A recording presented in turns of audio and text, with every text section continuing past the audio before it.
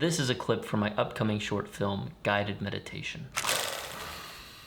I don't understand. I've reminded you of that day, I don't know how many times? That memory should not have been affected. I mean, we're nowhere near it. Yeah. Something's off. All right. I think we should put a pause on all of this. So, what's wrong here?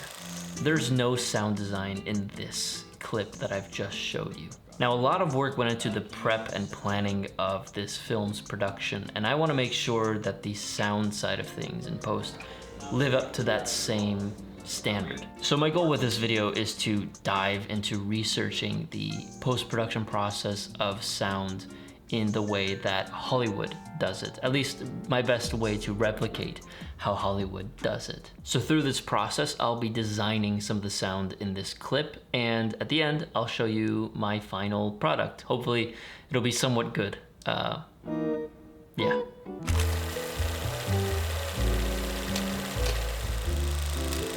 First, I want to kind of look into my current needs when it comes to designing the sound of this scene. This takes place in a sort of old 80s fictional version of New Orleans. So for starts, you know, the occasional car pass, night ambience from outside.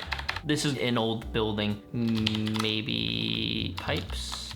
I do imagine it being a rainy day. Fireplace. Let's see what else. Let's kind of look at the scene. This kind of comes in after a quick flash montage in the script, sort of a memory whiplash, as I like to call it in the book. We're gonna have a huge sea of noise and then it just goes into silence. So I'm thinking, should I have the crystal ball? You know, can I see it here in the corner of the image? Yeah, this crystal ball here should be possibly making some noise. Let's add that into a sound effects. Crystal ball. We'll put a question mark there. I'm not sure if I want to include the crystal ball too much. I feel like that would kind of distract.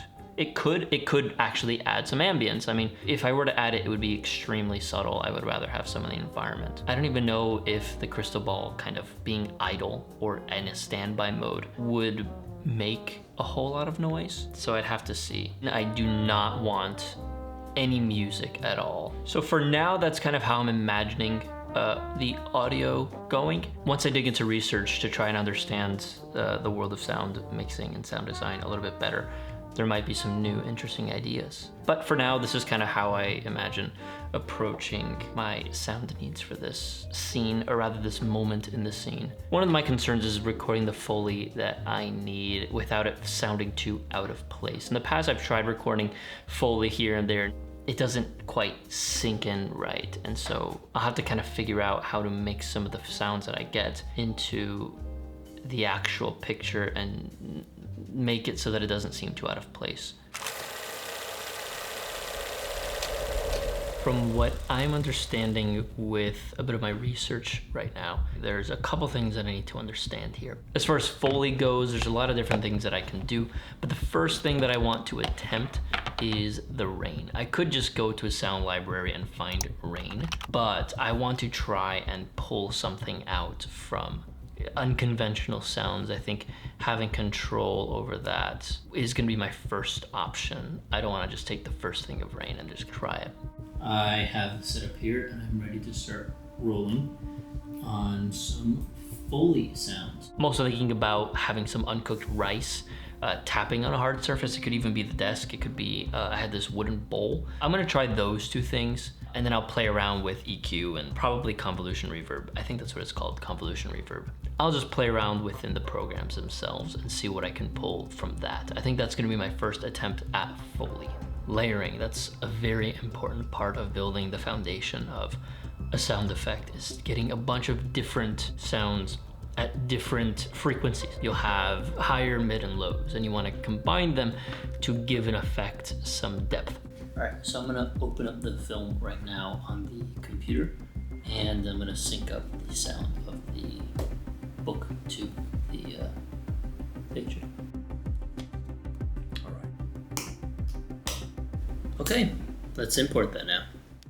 I decided in this scene I'm probably just gonna cut the rain stuff, but I am gonna save it for another scene, I think is gonna work a lot better. I also went ahead and recorded the piano both in 96 kilohertz and 48 kilohertz, 96 so that I can slow it down, and then 48 just to play back normally. And I found that I actually like the playback normally.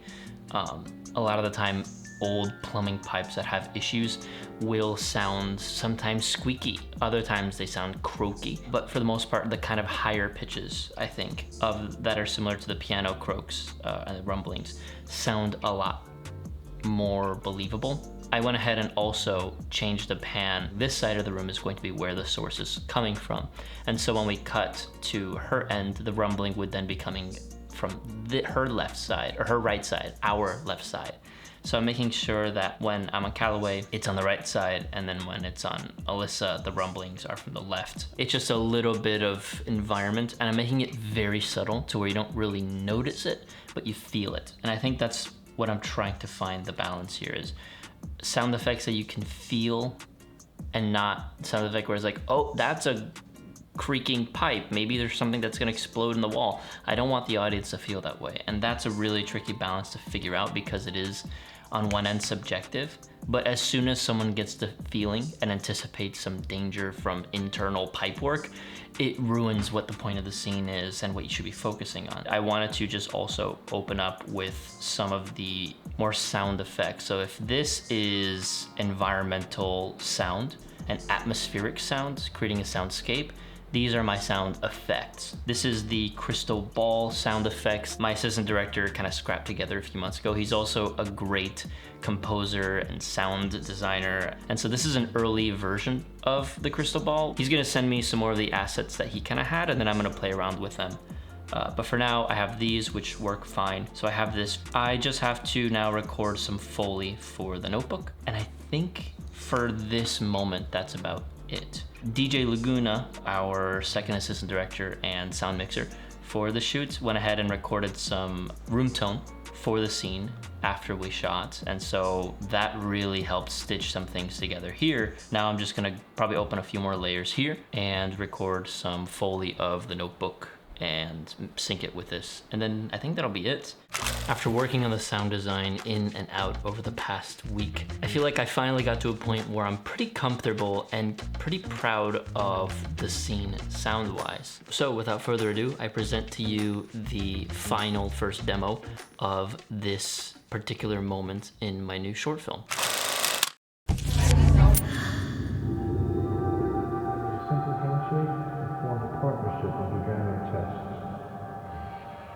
I don't understand. I've reminded you of that day, I don't know how many times? That memory should not have been affected. I mean, we're nowhere near it. Yeah. Something's off. All right. I think we should put a pause on all of this, at least for a couple of months until I can dig some more into Nancy's research. I could have missed a thing or two. Now this is a piece that I'm really excited about. I only had a little under a week to do all of the researching and assembling, recording, mixing, layering of all of these sounds for this particular moment. But I'm really excited to dive into sound in a dedicated portion of post-production. Sound has always intimidated me. With cinematography, it's very easy to learn because you can see it. You can point out good or bad cinematography, good or bad images. But with sound, you really have to just close your eyes and pay attention. Because of that, I always shied away from sound. But working on this particular scene and really dedicating myself to do a deep dive, a really quick 101 of things, it had given me this confidence in sound that I'd never really had before. And it actually, more than that, makes me really excited about working with sound. No doubt the audio and soundscape and the effects really piece the scene together. It feels very clunky and awkward, as we already knew in the beginning, and the sound really brought life to it. So now my next steps are to continue with the scene assemblies and the editing process of the short film and get to a picture lock. That way I can really hone into the post-production sound of things, which I am really, really looking forward to. Anyway, I hope you really enjoyed this video and also enjoyed following me along this kind of clunky journey and learning about audio. And now I'm kind of thinking I want to do some 101 deep dives of some different aspects of the post-production process that maybe I've never really leaned into, VFX being one of them. I don't know, do you want to see more of that? Let me know. I might consider making them.